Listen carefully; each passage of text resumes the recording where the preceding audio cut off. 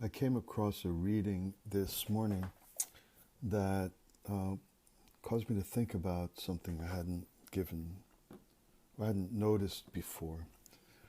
I'd say that it's fairly widespread, or even in every soul, that we prefer peace in our lives to struggle, difficulty, opposition, conflict. And so we look for various ways to realize that, to live peacefully and to live without troubles.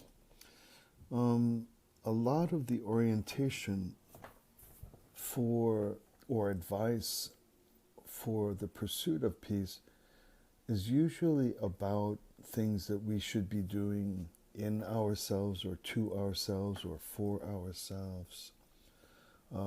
Ways that I myself can change and in this way become an instrument or a wellspring or source of greater peace in my life.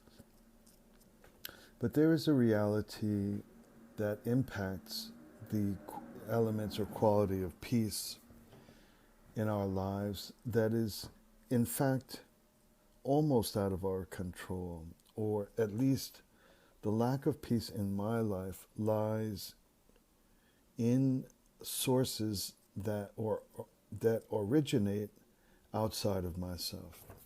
And that is a collection of people, however intimate or passing, that for some reason or another, out of their own biography or experience of a given moment or day, or aspects of their upbringing or shortcomings or insufficiencies, that they will somehow establish or decide that I am to be opposed, that they don't like me, they find me problematic, they wish misfortune or difficulty for me, they seek to obstruct or block my way. It could be things that I've done, but it could also be not. Just they have some problem with people with brown eyes, or who are 5'8", or who knows.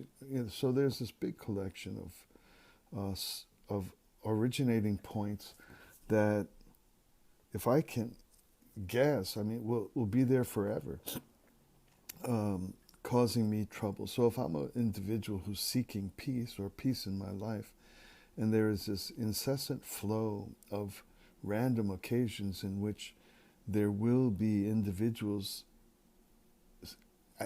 either wishing or actively seeking difficulty or trouble or struggles or conflict with me, that's the part that is equally a challenge that I think is under-taught or under-reflected upon.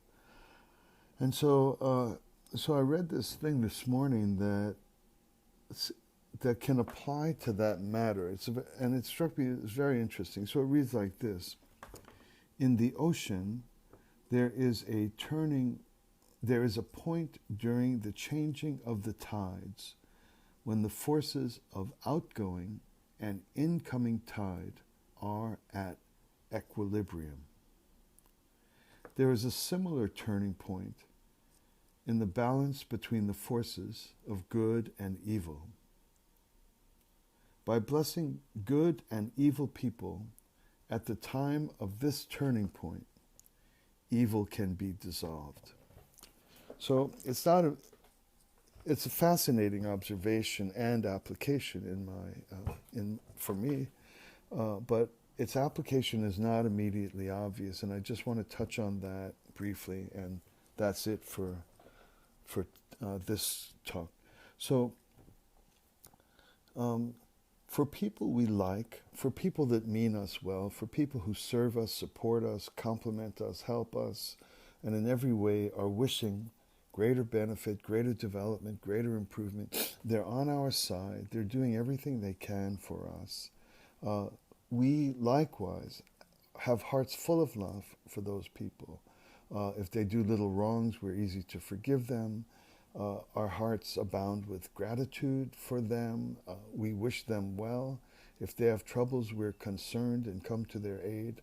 For the people in our lives that, for whatever reason, are helpful and fond of us and serve us and are for us, it's very easy for us to have nothing but positive regard and positive concern for these people. To the degree we can, we bless them, or we would wish to bless them.